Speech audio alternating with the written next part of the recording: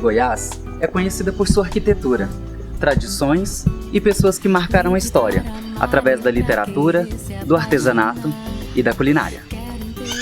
Mas a cidade também carrega consigo memórias que foram roubadas, pessoas que foram invisibilizadas por essas tradições, pessoas que ocuparam os centros e as margens dessa cidade. Nesta websérie documental, iremos abordar em 6 episódios corpos que ocupam essa cidade, corpos de artistas. No primeiro episódio, iremos conhecer o trabalho de Thor Teixeira e Saracura do Brejo, onde questionam as masculinidades e novas configurações de família. Vamos conhecê-los?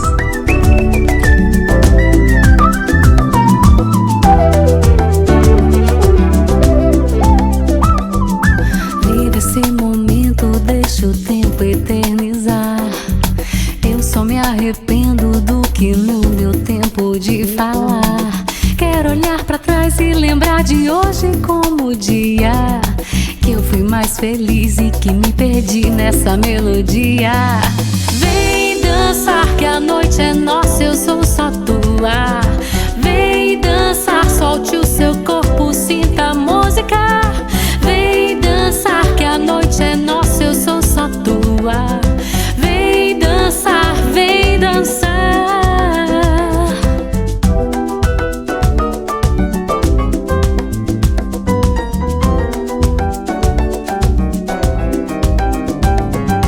Vive esse momento, deixa o tempo eternizar. Eu só me arrependo do que não deu tempo de falar. Quero olhar pra trás e lembrar de hoje como o dia que eu fui mais feliz e que me perdi. O artista Saracura, ele é alguém que fez uma longa caminhada e continua caminhando.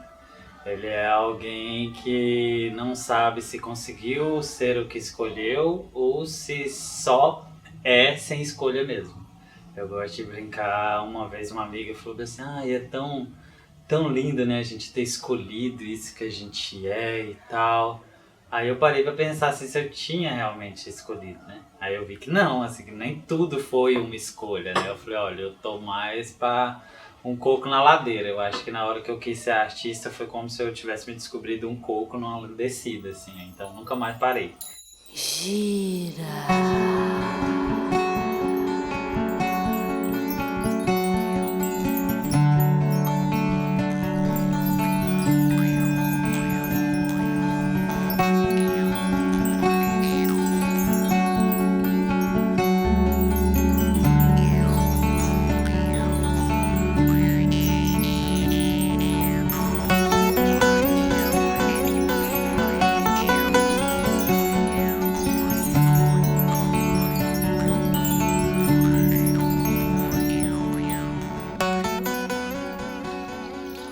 Eu sou nascido em Piranhas, meus pais são bem diferentes entre si, eles já não são casados há muitos anos, mas eu sou filho dos dois, né? Filhos dessa união.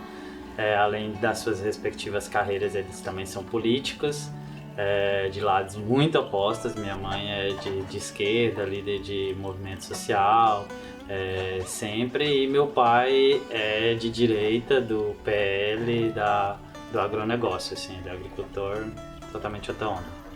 E lá também me cresci, né, em Piranhas, tive uma infância muito privilegiada de poder ter banho de rio, poder andar a cavalo, poder conhecer tataravós, todos os bisavós, todos os avós, né, tenho avós vivas até hoje. Isso é bem privilegiado, assim, tenho uma raiz muito forte, assim, aqui nesse interior do estado.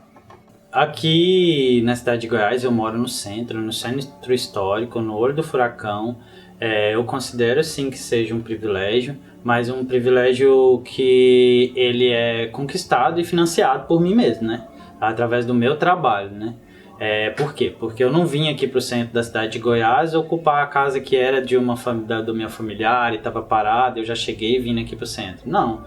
Como eu disse aqui na minha trajetória, eu venho de uma cidade muito pequena, então eu sempre fui periférico já nesse sentido. Nessa cidade eu morava na periferia, depois eu me torno periférico quando eu vou com 15 anos para a capital estudar. Eu sou periférico, eu sou de outra cidade, Então, quando eu me vejo optando por vir morar na cidade de Goiás, eu optei sim por morar no centro, por estar em um casarão histórico, porque eu acredito que essa visibilidade também é importante. É importante pessoas como a gente, da nossa cor de pele, da nossa orientação sexual, e estar ocupando espaços iguais a esse aqui, né? Os casarões, do lado dos barões, a gente tem que estar aqui junto. Então, viver numa cidade como essa, na cidade turística, eu fiz esse investimento em estar ficando aqui no centro, porque eu sei que aqui que é que está o movimento, aqui é que está a visibilidade. Artista, nossa área, a gente precisa estar sempre sendo visto, né? A gente precisa vender o nosso trabalho.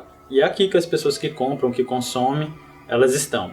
A gente precisa estar na rota delas. O circo, ele na verdade vem pela vontade de ser artista em si.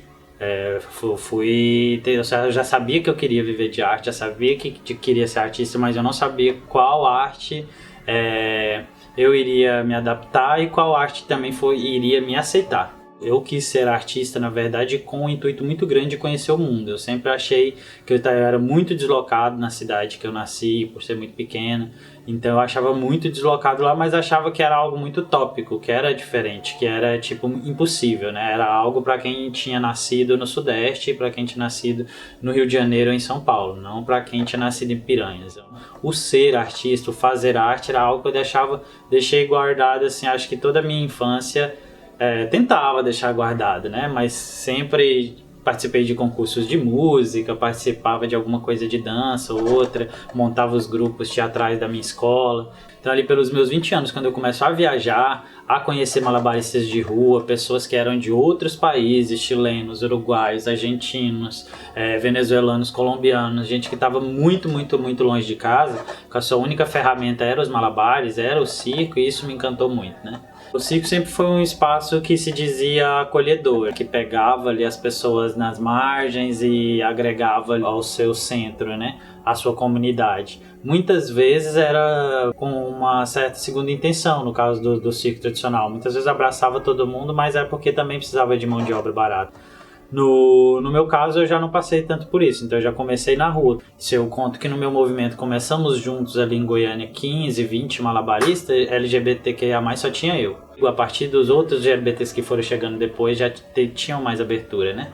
E anos depois, quando eu me tornei professor, eu consegui fazer com que essa ferramenta realmente funcionasse, que foi quando eu tive a oportunidade de estar trabalhando num grande espaço de ensino de arte e circo, que foi no Basileu, França.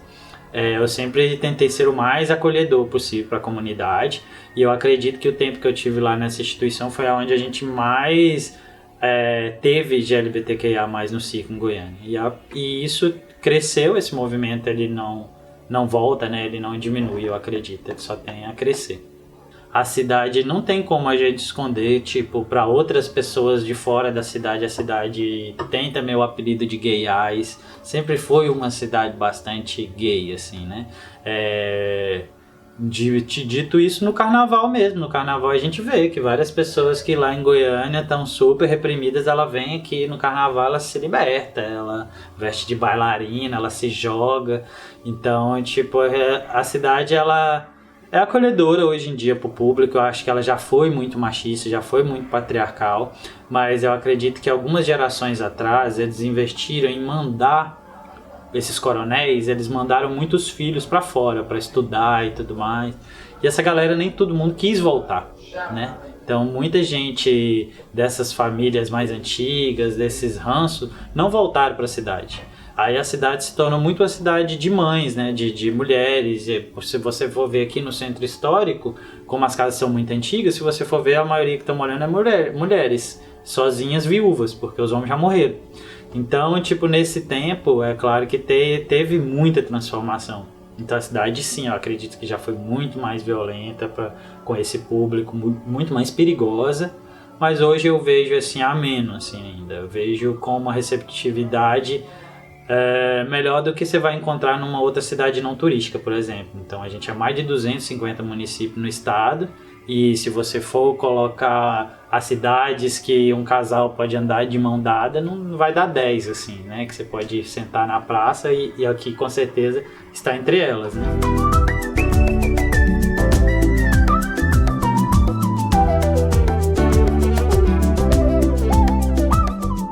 Dr. Teixeira foi um nome que eu desenvolvi. Um amigo meu de São Paulo me deu, meio que me batizou, o Amaury me batizou de Dr. Teixeira, que era meio que uma abreviação, assim, né, do meu nome, Victor. E aí o Victor, o C, sempre me incomodou, que eu tenho que contar para as pessoas que é Victor com C. Aí eu prefiro falar que é Thor.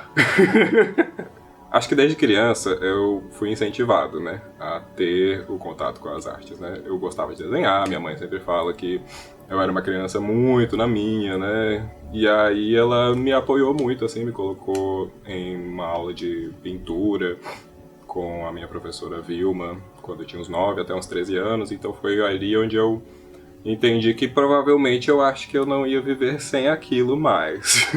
Consegui trazer, assim, muito do que os meus professores, assim, que mais me marcaram, me deixaram, né? Essa primeira professora, a Vilma, ela era muito de falar assim: não precisa fazer essas coisas perfeitinhas assim, não.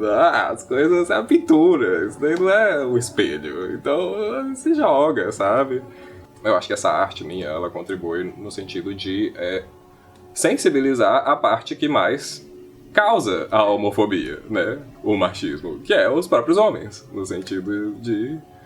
Assim, é direcionada aos homens essa arte, assim. Pode ser que, assim, todo mundo pode ler essa arte, mas a mensagem é para os homens se libertarem, no sentido de... Não precisa dizer, eu não tô falando que todo homem é bi, ou todo homem, no fundo, quer ser gay. Não é isso, é mais no sentido, você não precisa ser violento, misógino, um cara escroto.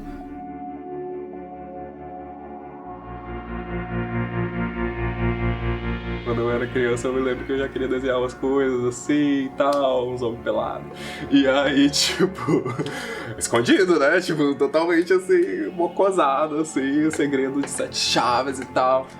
E aí, quando eu tive um espaço meu, né, onde eu não tinha que esconder nada de ninguém, então eu fui me vendo que eu gostava disso, de desenhar os corpos, de desenhar sobre isso, né, sobre o masculino e tal. E aí cada vez mais constante, assim, no meu trabalho. E aí eu chego na cidade de Goiás depois que eu tava morando em Balneário, mas já tava me sentindo muito sozinho lá, porque era uma cidade muito turística, né, muito rápida. Aí quando a Sara me chamou pra vir pra cá, a gente já tava num namoro, né, de distância e tal, um tempo. Entrei na faculdade da licenciatura, né, logo que eu cheguei já tava tendo os carros de som falando: vagas remanescentes, olha que legal. Então vamos. Vai ser só 4 anos. Aí lá eu cresci bastante, né, assim, foi uma coisa muito boa quanto pessoa, né, porque eu também cheguei lá achando que, eu já sei muito da arte, já eu sou muito estudado, não preciso disso, aquilo. Mas eu fui vendo que essa coisa de ensinar, né, é muito, muito massa, sabe? Porque você percebe que todo mundo gosta de arte. Todo mundo quer fazer arte. Está no nosso DNA. Não é um dom de uns poucos, é um dom de todos, né? Todo mundo tem esse direito, só que tá todo mundo acreditando que não deveria. Então, nessa faculdade eu percebi essa necessidade, assim, de abrir esse portão, assim, pras pessoas, né, como o professor falar assim: gente, olha, não vai sair a Mona Lisa, e esquece a Mona Lisa, pelo amor de Deus, deixa ela lá nas Europa, vamos aqui olhar pra nós, vamos se retratar, né. As primeiras vezes que eu pintei com madeira,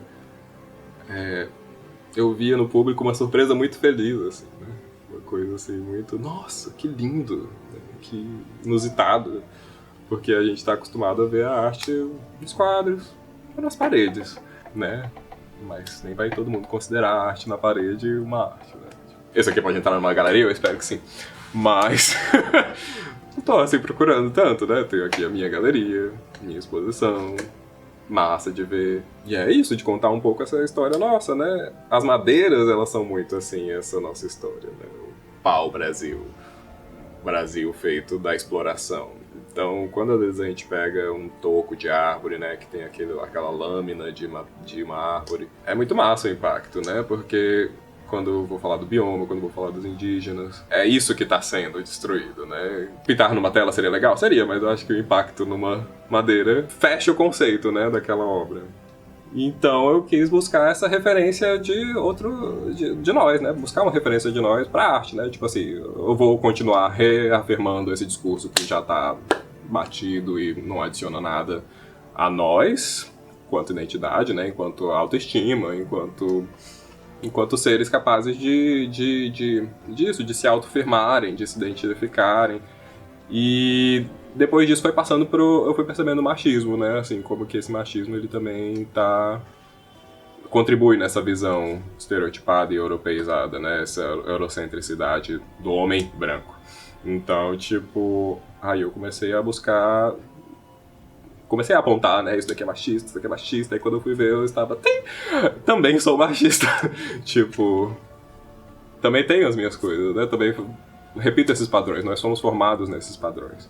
E aí eu fui vendo cada vez que não era uma necessidade para os outros, era uma necessidade minha até, né, de buscar desconstruir isso, reconstruir uma outra forma de ser homem. E aí eu percebi essa necessidade de que não tem esses homens falando sobre isso, né? Muito pouco. Essa violência que os homens sofrem também é perpetrada por eles. É isso que faz o machismo continuar, entende? Eles entenderem que que usar rosa e usar saia e se comportar como uma mulher, qualquer coisa, é o errado. Então, o que tá errado nisso, assim? Por que é errado ser mulher? Ser mulher é inferior? Sua mãe é inferior, sabe? Tipo, todo mundo tem uma mãe. Então, tipo, vamos mudar essa coisa. Você tem que começar pela mente. Tem que mudar, tem que acabar o estupro, tem que acabar a diferença salarial, tem que acabar o abandono paternal. Mas tudo isso passa por os homens entenderem.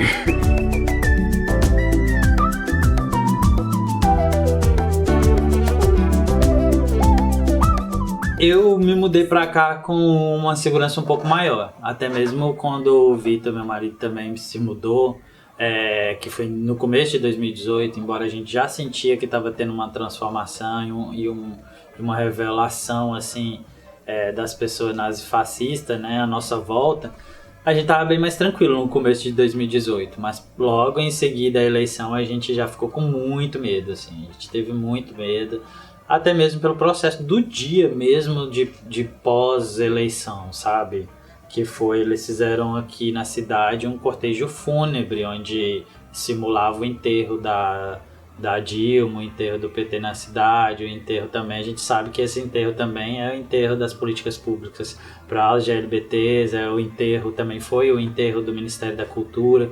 Então, no processo eleitoral de 2018, a gente se sentiu muito fragilizado, muito triste, com medo, mas a gente seguiu, assim.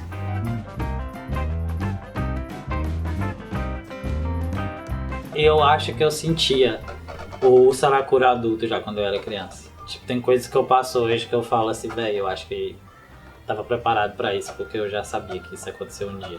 E tipo, eu escutei do meu pai coisas como, pô, olha, eu sei que você quer ser isso, eu até posso apoiar, mas eu sei que vai ser muito difícil, que você vai sofrer demais, então eu não quero ver você sofrer. Eu achava tão ruim quando eu era apontado até por outra pessoa de LGBTQIA+, sabe? Porque, tipo, o gaydar, ele existe desde que a criança é muito pequena, né? E a minha mãe sempre foi uma pessoa que acolheu muito a população LGBTQIA+, da minha cidade, mas muitas vezes essa própria galera que era acolhida pela minha mãe me apontava pra ela. E aí, tipo, eu mesmo não sabia ainda o que eu tava sendo apontado, entende? Então eu acho que pra uma criança de LGBTQIA+, a não ser que ela venha me perguntar, ela venha querer esclarecer, eu acho que eu vou tratar ela como qualquer outra criança, que é perguntando, é ensinando, é acolhendo, é dando carinho, é dando informação. Acho que por aí.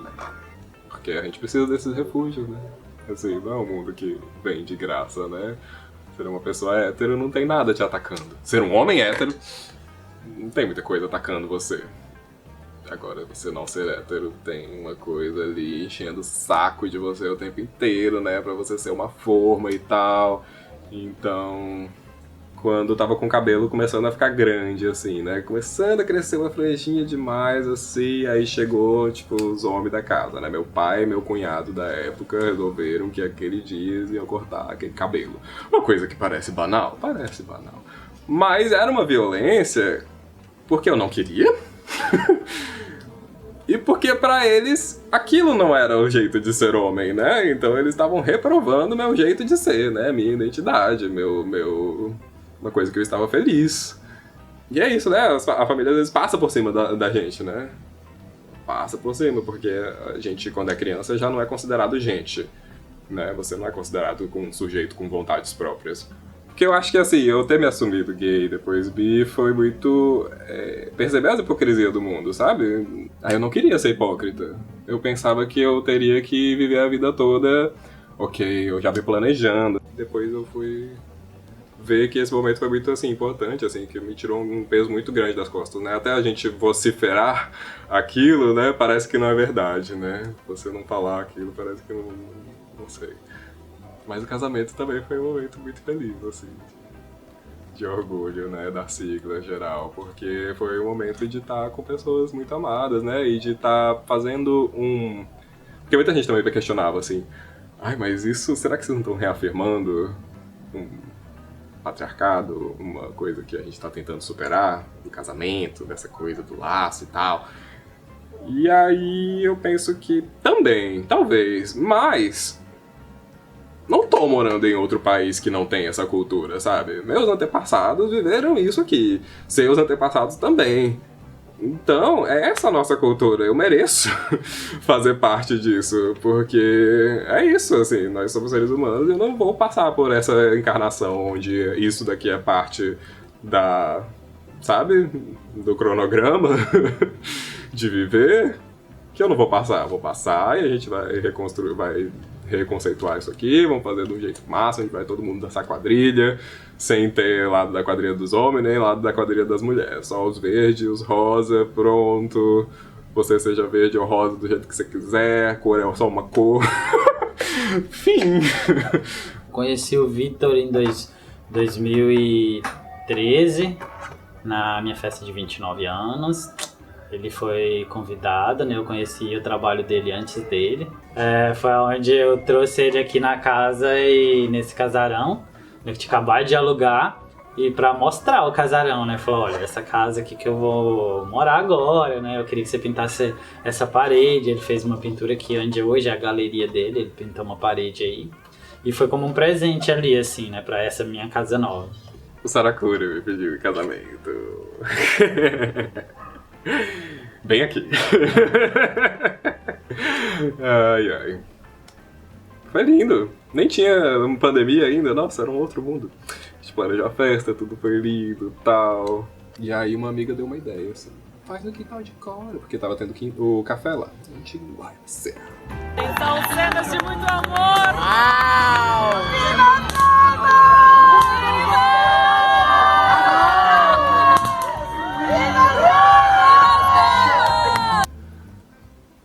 Não custa perguntar. Aí a gente foi e viu e deu certo. Aí começa a gente achou, nossa, que chique, que chique.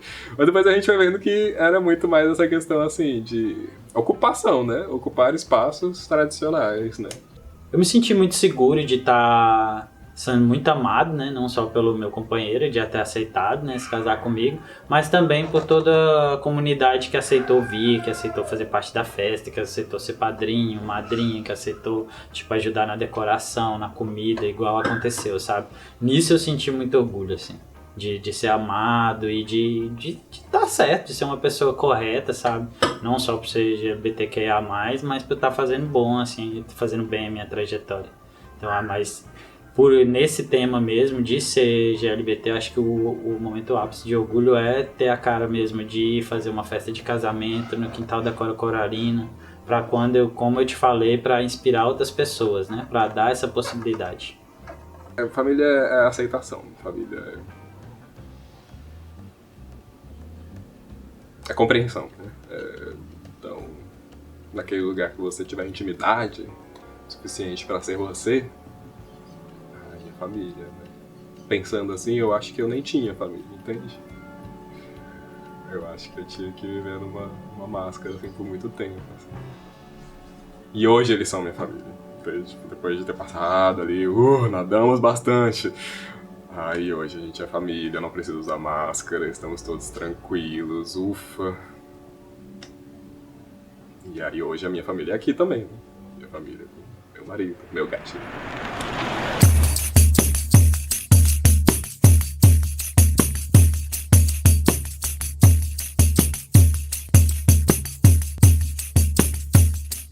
Pai Paixão de malabarista é amor e arte no meio da pista. Paixão de malabarista entre nós, só o para-brisa. Paixão de malabarista é amor e arte no meio da pista. Paixão de malabarista entre nós, só o para-brisa.